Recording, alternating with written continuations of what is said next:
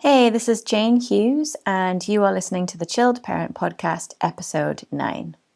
To become a chilled parent that has time for yourself, feels fulfilled and full of energy, can still pursue your personal goals as well as being a present parent with a great relationship with your kids, there are 5 skills you need to master. In this podcast, I take you through each one and share with you information, tips, and real-life stories about how we can implement these in our daily lives as working parents, so you can finally step into the joy of parenthood without losing yourself. Hey guys, welcome back. Today on the podcast, we are continuing with the theme of getting to know yourself, but we are going to look at the dark side. Sounds sexy, but it's definitely not sexy, just full disclosure. We're going to look at your emotional triggers. Okay, so it's a bit of a heavier episode. Next episode, I have something fun and lighthearted and exciting to do. But this is obviously a really important part of getting to know yourself as well, because it's emotional triggers that create the most frustration in your life. These are the times that make your days feel difficult, that make weeks feel difficult sometimes. They're difficult to pull yourself out of, okay? So what we're going to focus on the podcast today is, number 1, defining what an emotional trigger is. So how do I know if I've been emotionally triggered? I think we hear that word a lot online and stuff now, triggered. Number 2 is discuss how we can figure out what's really going on for you. So when you're triggered, what's actually really happening and how can we have the tools to be better able to move ourselves through it? And then, of course, I'm going to give you some examples just to help you relate to this, okay? So firstly, what do I mean by being emotionally triggered? So in simple terms, it's basically just referring to whenever you experience sparks in intense negative emotion.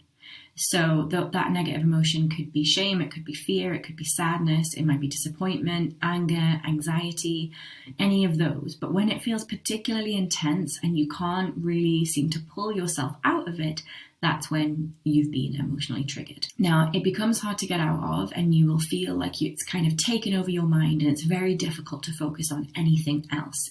It might be something that somebody said, it might be an event that's happened, or maybe a memory that's been sparked, but anything that makes you feel like you are stuck in that emotion and it's hard for you to get yourself out of it, okay? That's part of the reason why figuring these out is so important, because when we don't understand them, we can often, what I see a lot of is people fight against them. I don't want to feel like this. Why do I feel like this? I need to just keep busy.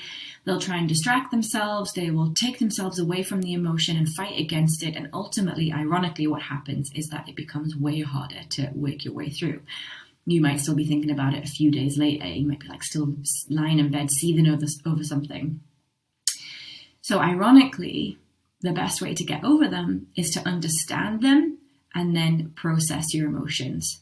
Just sit with them, learn how to sit with them and allow them. What I don't mean here is wallow in it. There's a difference between wallowing in an emotion and processing it and sitting with it. Okay, so wallowing is when you're like, you want to be in that emotion and you're choosing to spend all your time just like thinking thoughts that are fueling that emotion, making you feel very justified.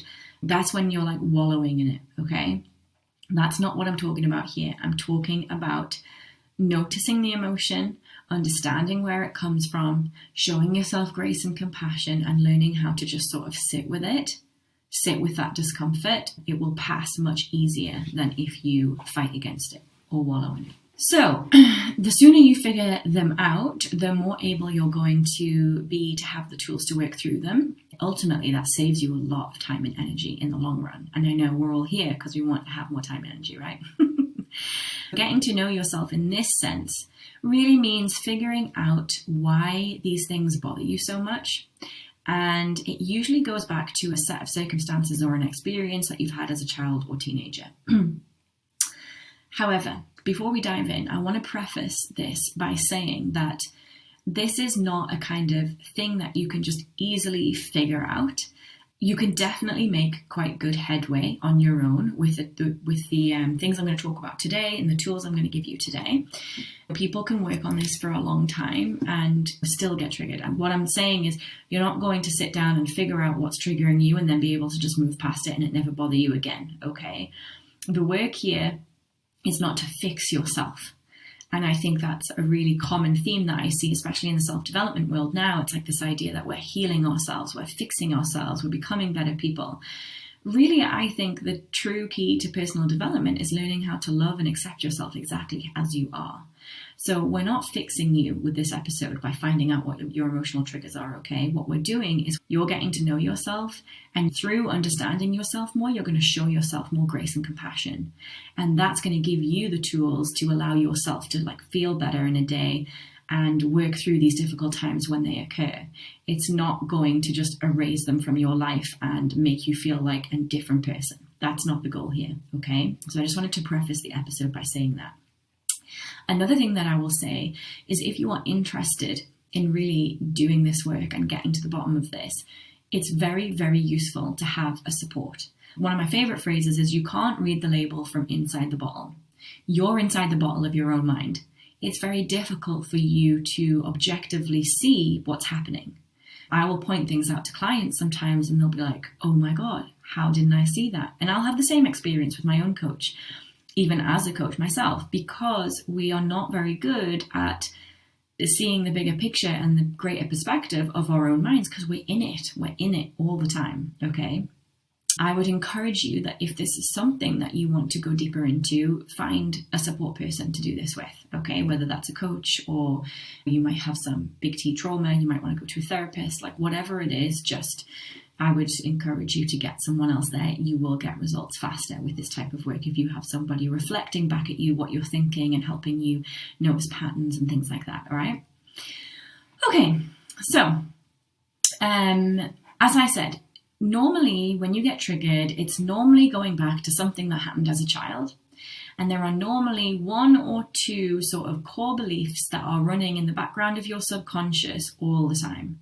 And you kind of view the world and you view other people and you view your relationships and you view all the experiences that you have through the lens of those core beliefs, okay? Or these kind of subconscious beliefs. It normally comes down to one or two that are particularly painful, that when you feel triggered, it's triggering that belief, okay? So I'm going to go through examples to help you understand this better, but I'm just trying to give you a bit of background information on what's actually happening. Normally, those beliefs come down to something like, I'm not good enough. People don't care about me. My feelings aren't important. There's something wrong or unlovable about me. People will leave me. Those are the kind of thoughts that are running in the background of, I would say, most people's minds. Now, it obviously sounds very harsh, but you have to understand you're not consciously walking around thinking these things. They're running in the background. I've yet to meet anyone that does this type of work that doesn't discover something like that as the deep sort of core belief. And what you have to understand is that you don't have to have had a difficult childhood or a poor upbringing to have these beliefs, okay? When you are a child, your childhood brain is trying to answer two questions most of the time. What is going to keep me safe? What is going to make me loved?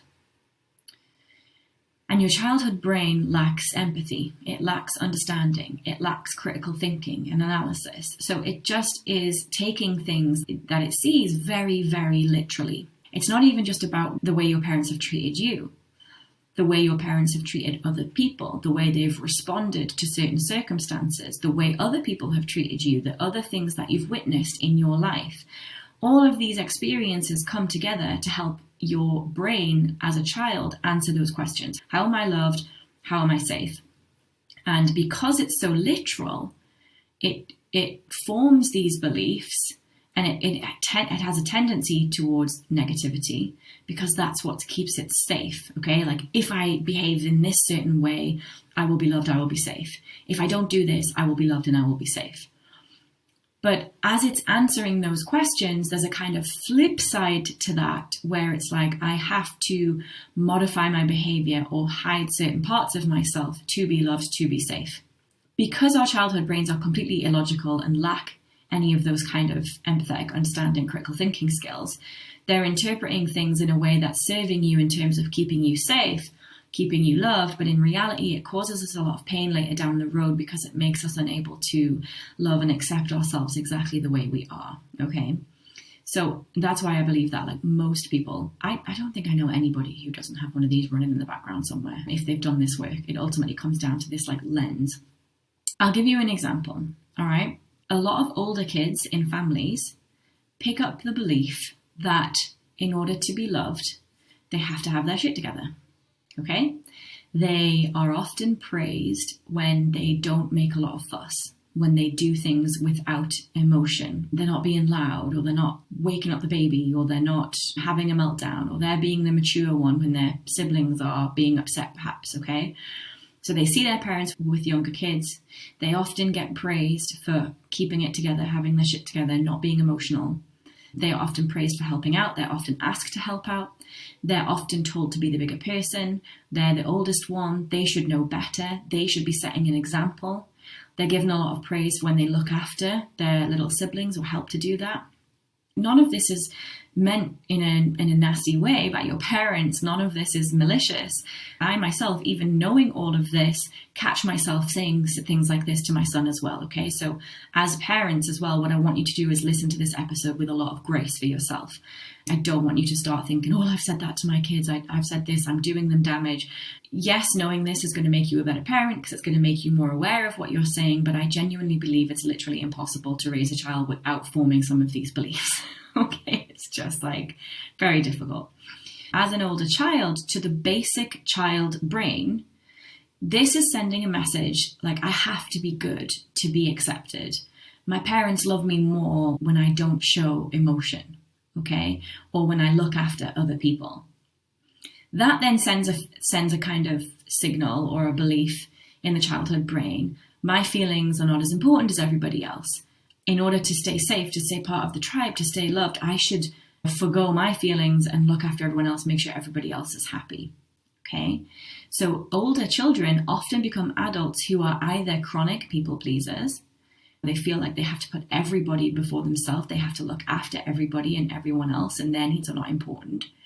Or they become fiercely, fiercely independent. They do everything on their own. They hate relying on anybody for anything. And as a result, they find it very difficult to be vulnerable, to open up in their relationships, say how they feel, and really lean on people. So you can see that, like, you don't have to have had a difficult childhood for these things to be sort of coming up for you. All right? That was just a very simple example. There are other things, like if you think about the way, what did your parents really respect and praise? That will give you an indication of where you feel you should be doing things now. For example, for my parents, I think a lot of parents of my parents' generation as well, they put a lot of emphasis on academic achievement and university. It's like a big deal for that generation because prior to that, not everybody had gone to university. For our generation, everybody goes. It's not really a big thing, but for them it was. And so when I decided to leave my job and start a business, there was a lot of emotion coming up for me, and I was very triggered at that time because in my childhood brain, it was like, you're not following the rules, you're not doing what's going to make your parents happy. Through my own coaching journey, I understood, okay, that's where that's coming from. I can drop those fears, I can drop those beliefs. And you can work on that. My point is, you have these beliefs running in the background, and they can be formed by various things, like things that you've witnessed, the way you've seen other people be treated, the way that you've been treated, experiences that you've had with your friends. It's not just things that your parents have done, okay? It's like a culmination of things that you may have witnessed and experienced as a child. So when you start to delve into this, as a parent yourself listening to this podcast, what I want you to remember is that what we know now in terms of mental health is way more advanced than what our parents knew. Mental health was still a very taboo topic back then, and people didn't really talk about it much. Google wasn't a thing. Social media wasn't a thing. Like we get a lot of education from the internet now and social media. That can be a double-edged sword, but on the large part, people are a lot more aware now of mental health and the things that we should and shouldn't say to our children. Back then, they didn't know that, and I think sometimes what our parents said to us when we were children can carry a lot of pain for us, but they were doing the best they could. They didn't know that, and it wasn't intended. And I genuinely believe that every parent does the best that they can with what they have, and they're not intentionally trying to create these beliefs. And I want you to think about that from your perspective now as a parent too, as we go through this episode, and as you think about your own personal triggers and things that have been said to you that have caused certain beliefs. I want you to remember that as a parent, it's pretty impossible to be perfect. You're not going to be able to avoid forming some of these beliefs for your child. I just don't think it's possible to avoid it because of the way the human brain is set up. It's set up with a negativity bias. It's set up intentionally to form these beliefs. It wants you to feel like if you act a certain way, you will be safe and be loved, because that's how our species has survived for so long. We're used to anticipating danger, and part of that danger is being rejected from the tribe. And so learning how to modify your own behavior to stay safe and to stay part of the tribe is a very important part of learning as a child. But as I said, on the flip side of that, it also sends the message, I have to modify myself in some way to be accepted or loved. That's why I believe pretty much everybody has these beliefs. And when you delve into them, give yourself grace, give your parents grace, give yourself grace as a parent. Okay? I often say to my husband, look, we're going to fuck them up one way or another. We just have to 95% of the time make sure that they know we love them more than anything and that we're so proud to be their parents. And if they receive that message enough times, I think that they're going to be okay. And when they get old enough, I will sit down and be like, listen, I've probably created some weird beliefs in you somewhere because of my own way that I deal with the world. It's your job to go off and learn about yourself and get to know yourself really well and figure this out so you can live your life in a really happy, aligned way. And that's my plan. That's what I'm going to say to my kids when they get to a certain age. I'm not going to spend 18 years trying to overthink every single thing that I say to them. The more that I learn about this, the more that I learn about myself, the more I do this work. Of course, I'm more cognizant and aware, and I do my best to raise them in a way where they feel heard and understood and accepted. But as I said, I'm not going to try and be perfect because that would be counterintuitive. It's going to make me feel worse. It would be incredibly stressful to overthink every single thing that I said to them. Okay, as parents, I just want to give you permission right now to fuck up. You're allowed to fuck up. It's okay. It's going to be okay. The kids are going to be okay. So listen to the rest of this episode with grace for yourself, okay? I think figuring this out does make you a better parent, as well as makes you happier. Because when you learn to manage your own emotions and understand your own emotions, it automatically gives you more empathy and understanding for other people, including your kids. So it's great that you're doing this work, all right? But it always starts with us, doesn't it? You know, that's the thing with parenting. It always starts with us. Knowing yourself really deeply and understanding what your triggers are is going to improve the life of your children. So how do we figure this out? Okay, well, it takes time, okay? Don't expect to sit down and do one journaling session, find a belief and think that's it, I'm sorted. I know what's going on now for the rest of my life. These things kind of reveal themselves in layers. And once you start to do this work, I find that you kind of connect dots. You'll have experiences that will trigger memories and you'll be like, oh, and things will get sort of revealed to you. I believe in the time when you need to hear them most. I truly believe that the universe reveals stuff to us when we need it the most. But it will happen in layers. I've been doing this work for years now and I still uncover things. However, I do know that most of it comes back to one or two core beliefs for me. When I get triggered or something is bothering me or I'm struggling with something, it always comes back to one or two things.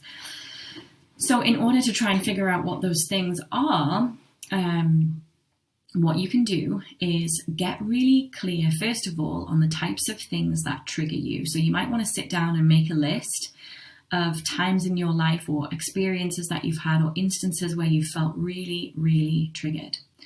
And journal around them. Just write down what happened, how you felt, and what you were thinking at the time. And take some time to think about if those instances have anything in common. I'm going to go through some examples in a second to help you kind of connect the dots. But think about, do they have anything in common? Could they have caused any particular beliefs?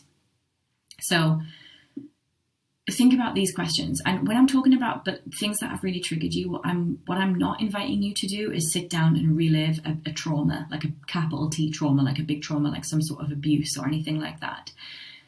If you want to explore that, great, but I would definitely recommend that you get the help of a professional when unraveling trauma, okay? What I'm talking about here is little T trauma, like what I was just talking about before, things that have kind of left marks on you emotionally. It's not been extreme where it's going to be dangerous for you to go back and revisit that, okay? So clear some space for yourself, sit down and have a think about these questions. When am I most triggered? Do I have specific examples? During those times, what was I thinking? What was going through my head? What lies beneath those thoughts? And what's happening on a deeper level? Okay, so I'm going to give you some examples to help you understand what I mean here. So if, for example, you get really triggered when your kids have outbursts and they have like emotional meltdowns, that's what I hear a lot from some of the mums that I work with, is they find it really difficult when their children are just having an emotional meltdown. They themselves get triggered. So what you really might be thinking at that time is something along the lines of like, why are they being so emotional? This is so ridiculous. Why is this such a big deal? That's what you might be thinking. Now, if you think about the belief underneath that, the belief is big emotions are somehow abnormal. There's something wrong with this. So think about, well, where does that belief come from? Because I think in your logical mind, you can sit back and say there's nothing wrong with children having emotional meltdowns. Like they're young, that's what they're meant to do until they're 12, I would guess. And they're still going to have, quite intense emotional outbursts. So we know on a logical level that nothing's gone wrong. So if you're thinking, why are they like this? Why are they being so ridiculous? Why are they so emotional? Then underneath that, you've got to believe somewhere that there's something wrong with that somehow. It's somehow abnormal. So think about, well, where did that belief come from? And how does it show up for you? And it's probably something along the lines of your parents made you feel that way. Like your feelings were not heard, maybe. Perhaps if you had outbursts or you were really upset by things, your parents maybe would have dismissed them. This is really common, by the way, as well, because we didn't know a lot about mental health and stuff back then. And so it wasn't as known that helping children identify and sit with their emotions is an important thing. That wasn't known back then. So as I said, people were doing the best they could with the information that they had. If that's something that shows up for you and you're thinking, why is that? Why is this happening? It's so ridiculous. Then the underlying belief is something along the lines of, well, there's something wrong with that. Where did that belief come from? Probably something along the lines of your feelings weren't heard as a child. And then if you think about what is underneath that message of like your feelings were dismissed, the underlying message there is you're not important. Your feelings are not important. They don't matter. There's something wrong with your big emotions. Okay? So as a child, when you feel that way, there's something wrong with my big emotions. I have to hide my big emotions or it upsets my parents. Of course, if you think about when your kid is having a meltdown, they're having big emotions and it's triggering you, that big emotion. Of course, it triggers you even more because you are then experiencing a big emotion, which you as a parent feel like you have to push down, you have to hide. So you're right back to that belief as a child. I have to hide my emotions to help you deal with what's going on here. So of course it brings up like anger or frustration for you. Of course it triggers you because taking you right back to that moment as a 4, 5, 6-year-old child where you feel like your feelings aren't heard and your feelings aren't being listened to, it's taking you right back there because these subconscious beliefs, these thoughts, they come from your childhood self. So you have to imagine you have like a little 5-year-old living inside you. Obviously the age is different for every person, but you have this little person living inside you. And they're the ones who are offering you these thoughts. They're the ones who are feeling triggered, feeling emotionally triggered in these situations. So you have to take some time to think about like, what do I need to hear in those moments? Okay. So I hope that makes sense. I'm going to give you another example. So another example might be that Let's say, this is one that I hear a lot as well, okay? Let's say you have somewhere to be and you're trying to get the kids out of the house, you're trying to get somewhere on time, and they start to argue. They start to say they don't want to do something, and then they start to have a meltdown, and then something else happens, and you start to feel really triggered. And the thought normally when something like this happens is, it shouldn't be this hard. Why is it so difficult? It shouldn't be like this. So if you think about that, the belief is being a parent should be easy. So again, what is the underlying message there? You're doing something wrong. And underneath that, if you think I'm doing something wrong, why is that upsetting me so much? I'm doing something wrong. Again, the underlying belief might be something like, you're not good enough. So where did that come from? Did you often feel like you weren't good enough? Maybe you were a younger child and you often felt like you were being compared to an older sibling. And so you developed a belief that what I do isn't good enough.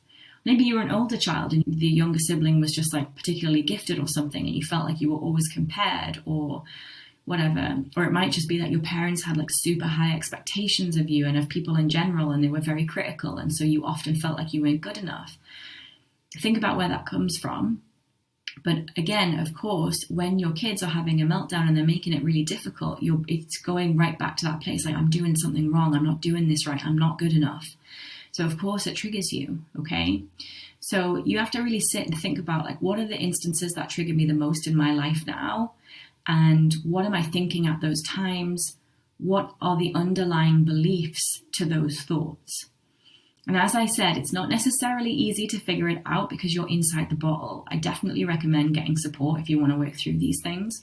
But you can sit down and journal. Like I have had some breakthroughs myself when I've journaled, but it's just really, really helpful to have somebody work through this with you. So your job now becomes like, you have to figure out what's going on for you. And in those moments when you're triggered, when you figured out the belief that's really being triggered at these times, you have to think about, what do I need to hear? And what do I need to tell myself in those moments? What do I need to tell myself to get past this? So if your belief is the one that I said before, where you feel like you're doing something wrong, like you're not good enough, then you might want to say something like, I'm doing a great job as a parent. It's not supposed to be easy. It's supposed to be hard, okay? In the first instance, when I was talking about if you feel emotionally triggered when your kid's having big emotions because you feel like somehow big emotions are wrong, or subconsciously that's what you're thinking, then in that moment you might need to hear that their emotions are hard sometimes, and I'm going to help them through this, and it's okay that we have big emotions. That's maybe what you need to just take a second to tell yourself in your mind when you're feeling really overwhelmed and stressed in those instances, okay? So when you do this work, when you journal, when you try and figure this out, you'll know when you've hit the belief that's really running the show, because it will immediately bring up emotion for you. If your belief is, I'm not good enough, and you say that out loud, you will immediately feel that in your body if that's a subconscious belief that's been running the show, okay? So I'm going to tell you mine, which it's a little bit embarrassing to admit, but I talk about being vulnerable all the time as it leads to greater connection, and greater connection is a huge value for me. And I was like, okay, so who am I to do this episode, not be vulnerable and share my own kind of core belief with you all? Maybe I'll help some of you. And ultimately that's the idea with this podcast. Okay. So I know that for some of you that know me, this is going to sound a little bit wild to you. But remember, this is not logical. You have to remember that your childhood brain has formed this lacking any empathy, understanding. So my wound or belief is that people don't care about me. People don't like me. I have to look after myself. Okay, those are mine. They normally come back to like one of those three things whenever I'm having difficulties. Okay. And a big part of that was I experienced bullying, childhood bullying. And so I actually see this as quite common as well. I know I've had a few clients who've had this as well, where they've been bullied as children. And that does create a belief that people don't like you or there's something wrong with you. My mum is probably listening to this episode, so mum, don't freak out. As I said, everyone has these beliefs. You didn't do anything wrong. What I also find so interesting about this work is I don't think it's any coincidence that I have ended up in a job where I feel like I'm living my purpose and I am out there all the time telling people about myself and helping them. My journey through that work has been to totally love and accept myself as I am. And in my role now as a coach, that's what I'm helping other people do. I'm helping them to live a life that feels really aligned with who they are. I'm helping them to love and accept themselves as they are, so they can create an amazing life where they have great work-life balance, where they give themselves permission to live the life exactly as they want it and have a better connection with people around them. I don't think it's a coincidence that I've ended up doing that job when it's been my own journey. And I know that the belief I think that you have in the back of your mind that's running the show will probably surprise everybody else that knows you too. So some of my clients have been unbelievably accomplished, very, very accomplished women. On the outside, they look very organized. They've got it all together. They are killing it in their careers, and their core wound has been around like, I'm not good enough. And I don't think it's a coincidence that people who feel that they're not good enough, like, strive for excellence all the time. So I think that it's interesting what these beliefs bring up for us in our own lives. And I just invite you to reflect on that too when you think about yours and you get to it. Like, think about, how's my life reflecting that back at me now? Once you've figured it out, you have to do the work to overcome this belief. You have to start looking for the evidence against it. But up until you know the belief is there, you have been living your life looking at every experience you have through those lenses. Like, you're constantly looking for evidence to support that theory. I didn't know I was doing this, mind you. This is all subconscious. It's not like you're walking around on the edge. To me and to the outside, it didn't feel like I was doing this, but I was living my life looking at everything I experienced through the lens of, like, do they like me? Do they care about me? I have to look after myself. Like, they don't like me. They don't care about me. I have to look after myself. That was what came up for me in most of my relationships with friends, with family, with partners. And really what it came down to was I had to learn to like me, love me, and take care of myself. I had to learn to do those things and learn to let other people take care of me, learn to be vulnerable, learn to ask for help when I needed it. Part of the way you do that is by finding evidence to support the theory that the opposite is true. So if you feel you're not good enough, you have to constantly search for evidence that you're good enough. You have to train your brain to find evidence on the contrary, okay, to what you're thinking now.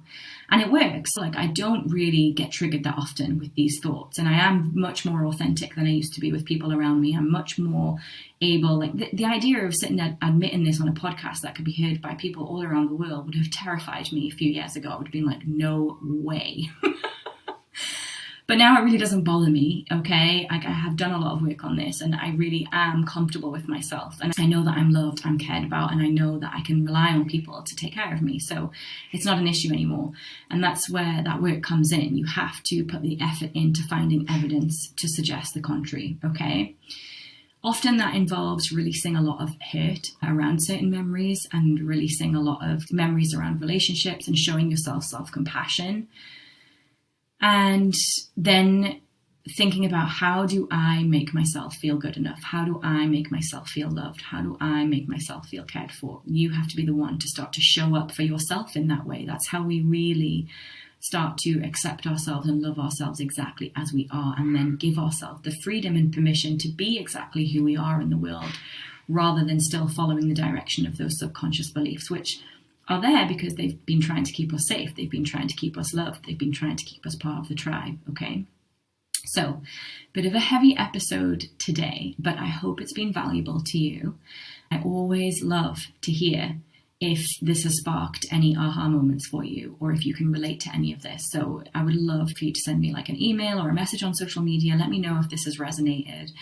And as always, if you feel like this is work that you want to delve deeper into and you'd like a coach to support you through that, feel free to reach out and we can have a chat about what that might look like. I do recommend people get someone to help work through this, whether it's me or not.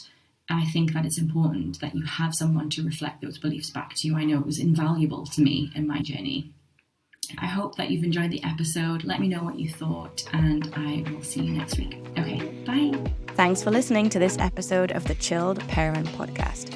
If you'd like to learn more about me and my work, then come visit me at www.livelongandlush.com. That's live, long, and the full word, lush.com. Or connect with me on my Instagram or Facebook at Jane Hughes Coaching. That's Jane with a Y, Hughes, Hughes.